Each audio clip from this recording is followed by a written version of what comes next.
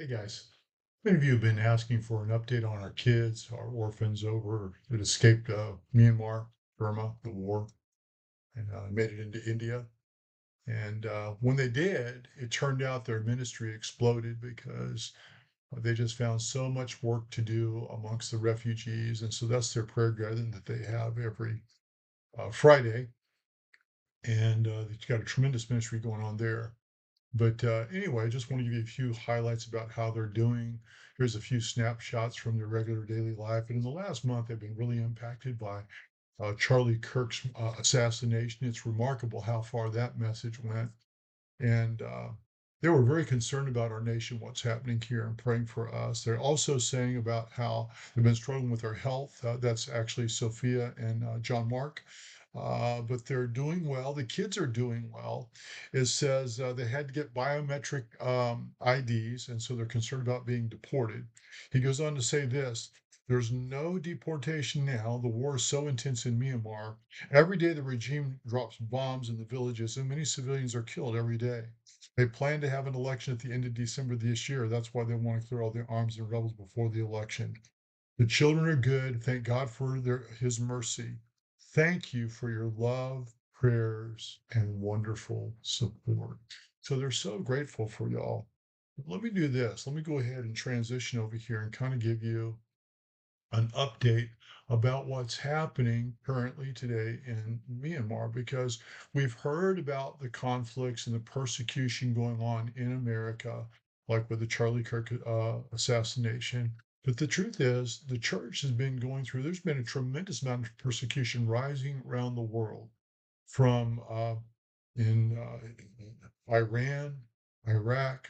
We could go to so many Islamic nations. We could go to Nigeria right now, which is in the news. We could go to China. They recently have arrested some more ministers and put them in jail. Also, in just the last month, India did the same thing with a missionary from the U.S. and also some pastors, ministers actually in India. And of course, what's important to realize is our folks escaped the junta and they escaped to the 11th most persecuted nation in the world for Christians. So that's where they've gone to, and that's where they live.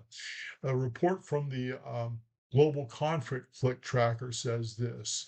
It says 4 years after the junta's coup, the military controls now 21% of the country, according to a 2024 investigation by the BBC. 42% is held by the People's Defense Force. It goes on to say this that the junta especially struggles to fight ethnic armed organizations across the country, which have made the most of territorial gains so far. And the United Nations reported that over 3 million civilians have been displaced, with more than 75,000 total deaths. And so that's part of the result. And of course, our people, our ministers and his family, as well as our orphans, they're part of that people that have been affected. And you'll recall when we helped them escape, there were people killed literally right in front of them. In fact, when the whole junta, this whole thing started, they bombed our house of prayer and even shot one of our intercessors who was like 80 years old. I mean, these folks are just evil.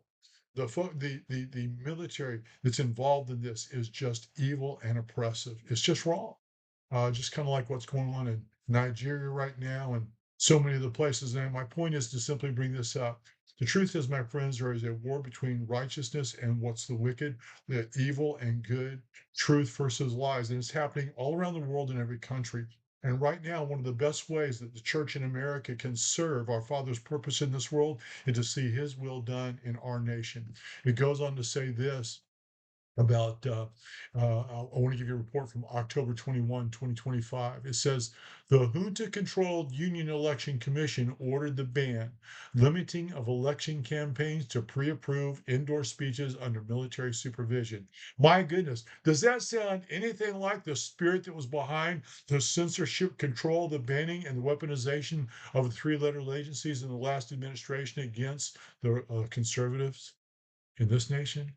No, and that's what I mean. It's actually a spiritual war that's being played out in all these countries, and all these nations, and governments around the world. The only difference is the players, and also a little bit unique things when it has to do with the gods in the nations as well as the people that are there. But the bottom line is still ultimately Revelation 12 being played out, where Satan's going back to make war with the remnant of God's seed and everyone who keeps God's commands. So we need to continue to pray for them. They're so grateful for you. They're actually doing very well in spite of all the challenges that they're facing. And because of you, literally, people's lives have been saved. So I want to say the Lord bless you, keep you. Lord, make his face shine upon you and give you peace.